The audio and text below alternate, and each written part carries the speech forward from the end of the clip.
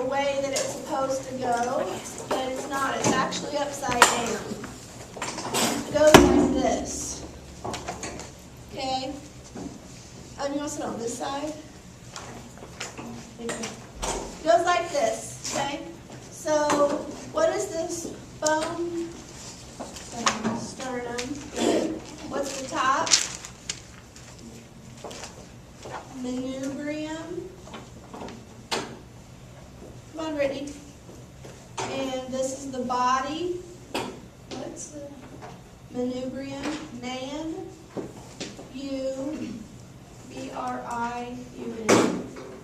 Manubrium, body, xiphoid process. XYPHOID. And process is any part that sticks out.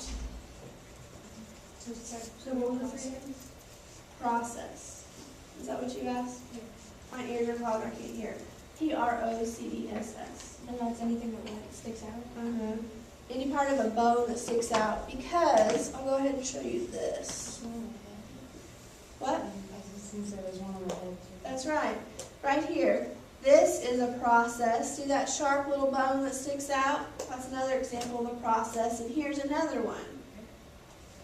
This is a process. I don't remember the name. Isn't that the nostril process?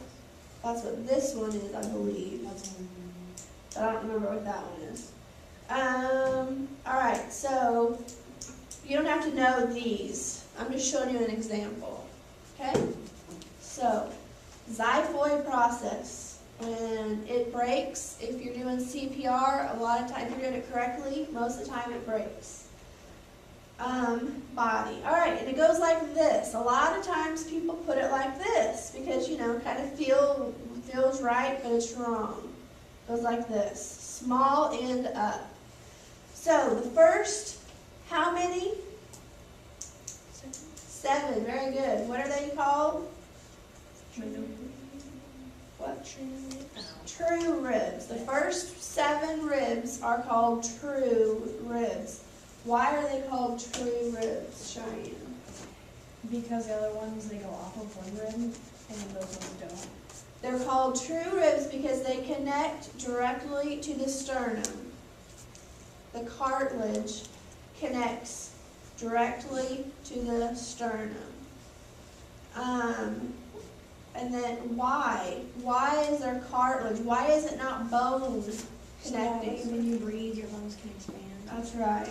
We're going to talk about the different kinds of joints and the allowance or being able to move a little bit. That's going to be one of the joints.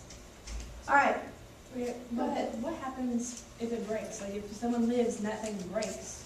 You'd rather be dead. You'd rather be alive with an injury like sometimes it can puncture your lung, but it doesn't usually break completely off. It just cracks it. Just that part right there? Just that tiny little part that sticks out? Why does it break? Because you're directly on top of it. Why do you want it to break? No. But most of the time, a lot of times people do it too low. Well, when you're doing it correctly, which we in here will be, you guys will teach you CPR.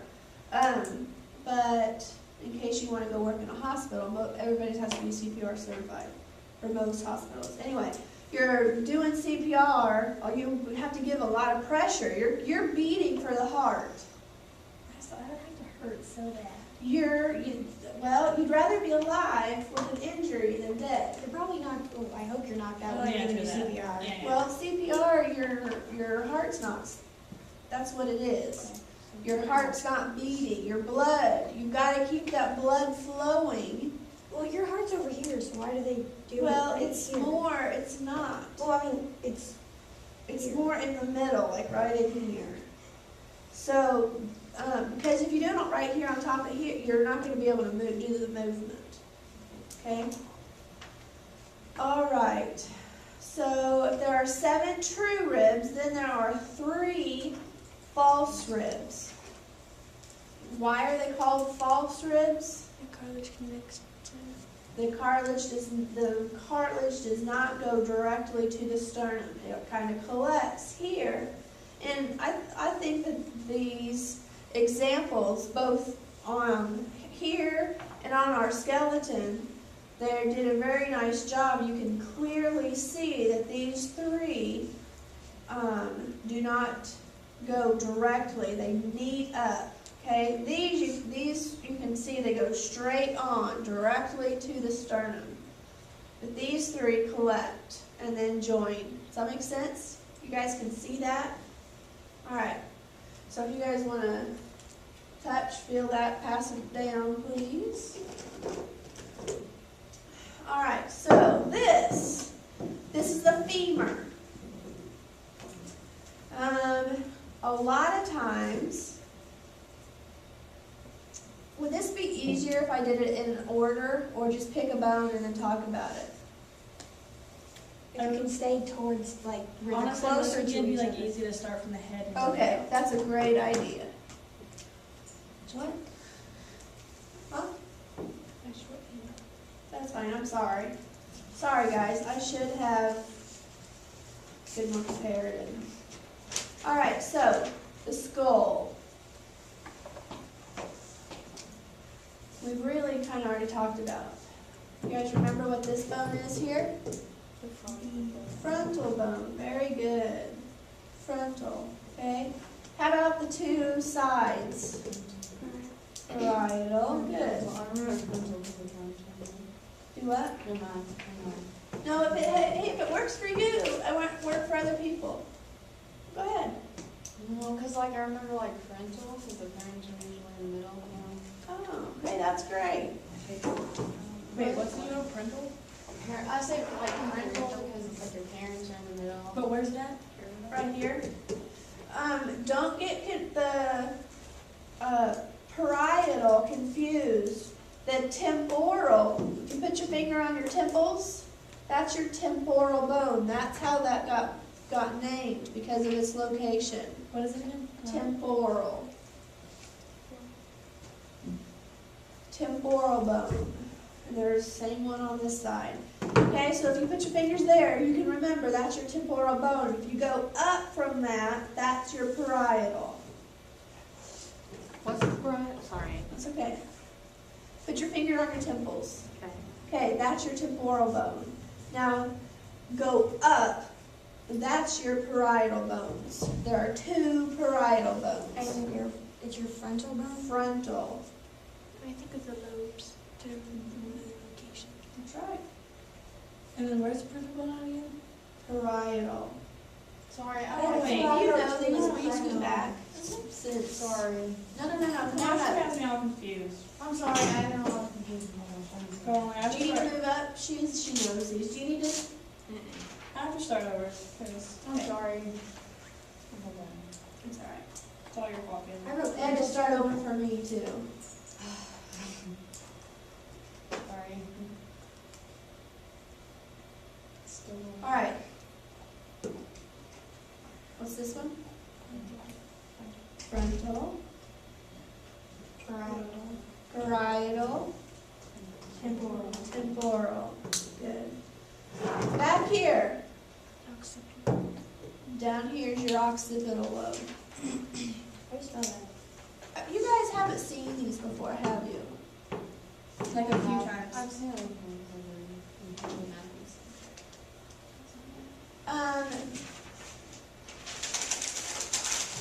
I hate for you guys to think I'm not prepared, but it's still not loading, huh? It's even deer That's what I was thinking. right? So we can do it also. I don't know what you said.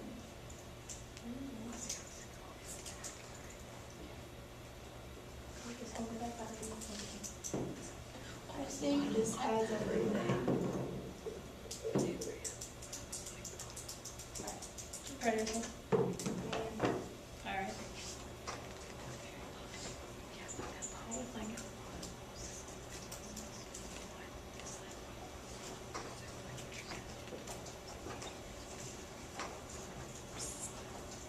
I was writing a math when it turned purple. I was writing English. I was already here when it turned green. I don't Like a know. colorful. All right. As soon as I was get done printing, I'll get it. Will you get it for me? Anna? What's the ox? Occipital. Facebook. I'm just gonna get it. I have no idea if you were correct. I can't hear you. My ears are. It's awesome. All right. If you fall backwards and bang your head, you can go blind. But you'll hit your occipital bone, Isn't that the hardest? the thickest. Or the thickest? So what happens when you do concussion? Your brain can swell. Is that from falling backwards? You can have it. You can be playing football and get hit. Several things can lead to a concussion. You can just be sitting here and bang your head against the table.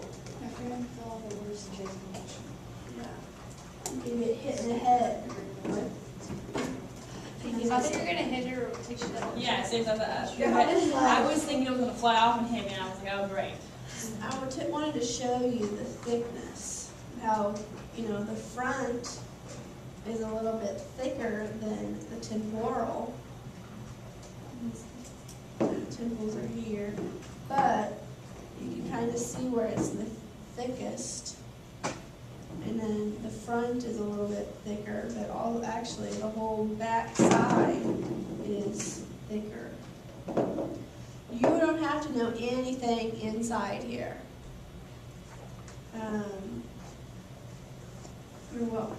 It's pretty, it's rough. Will we have to know when we come to the nervous system?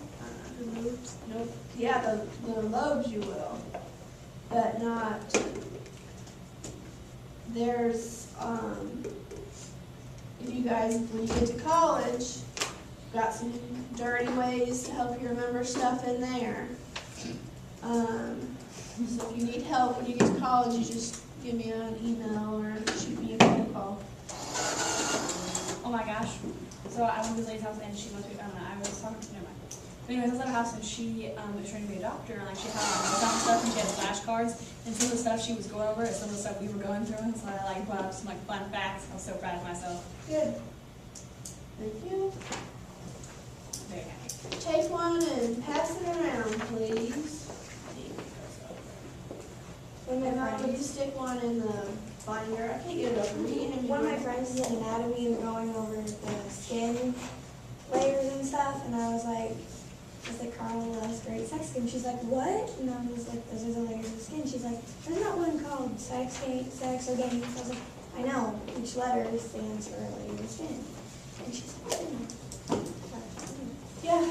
All right. So occipital is on here. I'm gonna stay at one, like close to the bottom. They're in alphabetical order. It starts with an O. I didn't see that. All right. Occipital. yeah, me too. Yeah, me too. That's my fault. Mine's occipital. Sorry. All right. Next. Let's just move down a little bit. All right. Let me see. I'm sorry, we're in that's all we know. Oh my gosh. You mean we don't have to know how to spell sternocleidomastoid? It's a muscle. In sixth grade we had to learn how to spell it. It was so hard. All right. I need a pencil. Somebody's around here. And then will you grab one of these and put in there, please? And also put one in on my desk, please. The nose, the bone that is the bottom, if you push your septum, there's that bone right here, that's your vomer. That's the V. What's this bone right here? Wait. I can use everything right here. So we just put like nose bone. Like way over here. That's what I'm Nasal septum bone. I put Right here. nose by nostril. Can you see the zygomatic? Which one? This one right here. Okay. Six solid. Okay, wait. I want to talk over there. What the other ones are talking about? Which one's semester? Right here. That's your bone.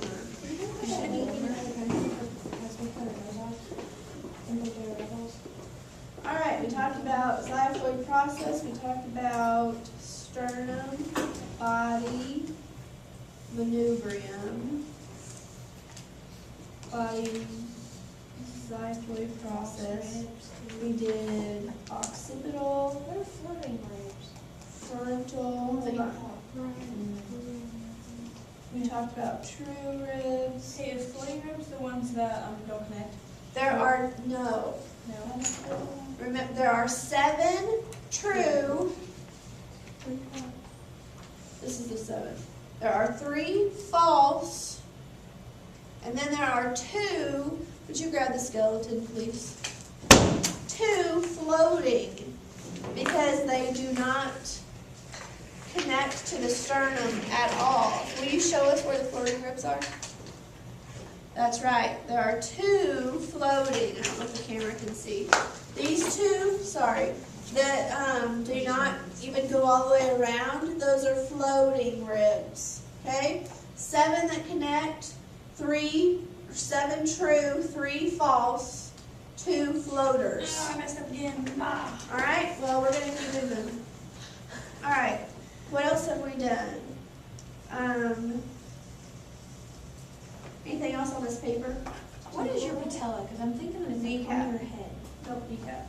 So we did occipital, parietal, temporal, and frontal. Vomer. All right. Next, your zygomatic.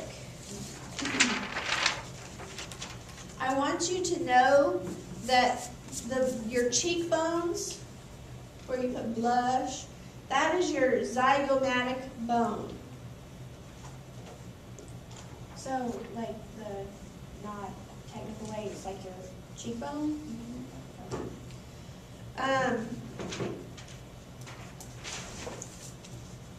You have, this is called, where the zygomatic connects to the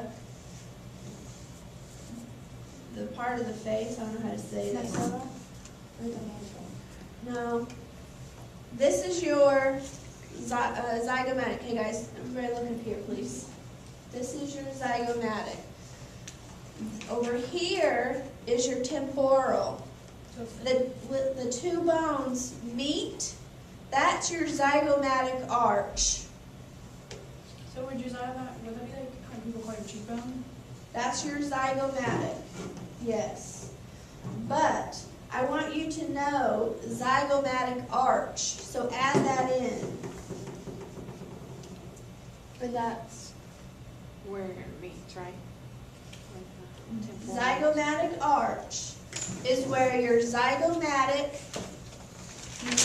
connects with your temporal, and you can carry, this is on the test, but you can carry your skull around by your zygomatic arch. Okay? Like on the test, are you gonna like show like a skeleton? We have to like label the parts, or There are 2 parts to the test. One day, I'll lay bones out, and I ask you questions that, like right now, talk about what we're doing right now. And one question is, I have said you can carry your skull around by a bone. What is that called? would we get? You would say zygomatic arch. You would say the zygomatic arch. I might say, what 2 bones make up the zygomatic The arch? temporal bone and the zygomatic. That's right. Okay, any questions? There will also, the previous day, you'll take the book test. So my test test, you'll have these bones strewn out. I might have a picture too. I might have like the bones that we took pictures of on Friday. Gonna have some of them on there. It's fun, right? I mean, this is a lot more fun, don't you think, than what we've been doing? You just gotta make it to this chapter. Okay? All right, so let's move on. Wait, what was the bone mark again? Your nose, right Okay, here. that's what I Okay? thought. Can you go to the restroom? Yes. What's next?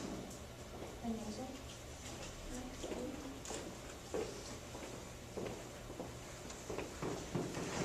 This is your nasal right here, your nasal bone. If you pinch your nose up here, that's your nasal bone.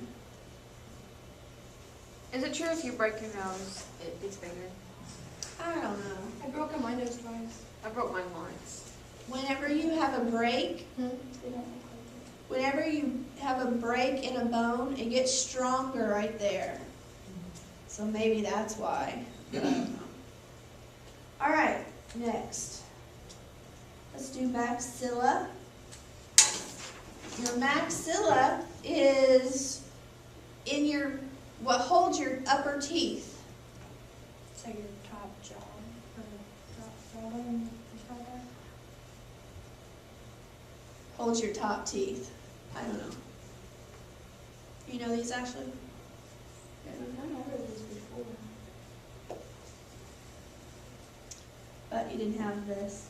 Probably won't take notes, but you're right, good. We found out the teeth, like, just these two. Because that one day you told us. That has on the floor. Yeah. All right, so that's your maxilla.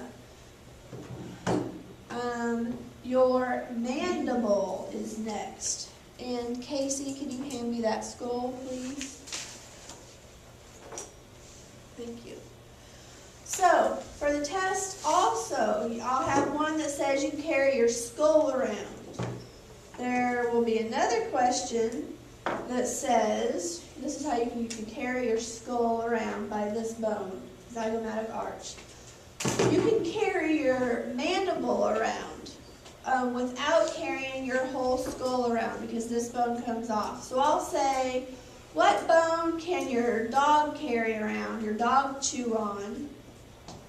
So is that why if you like break your jaw, they have to wire it on? Well, if you break it, I mean, you could have a breakthrough here. And there are all kinds, there's muscles that connect, and tendons, and ligaments, and nerves, and blood vessels. So no, not really. But if you move it, it's just like if you break your arm, they have to put it in a cast to hold it still. You can't, if it's moving around, you don't get a correct set. So, I have the test. Say, what can your dog carry around and not chew on without carrying your whole skull? So, mandible versus, I could ask something about the maxilla, but, any questions? Mandible? Okay. I remember by mandible, when it breaks, and they wire it in bends. Good. Oh, lacrimal. Your lacrimal bone is right here. Put it in your eye. That's your tear ducts, your lacrimal bone right in there. Lacrimal.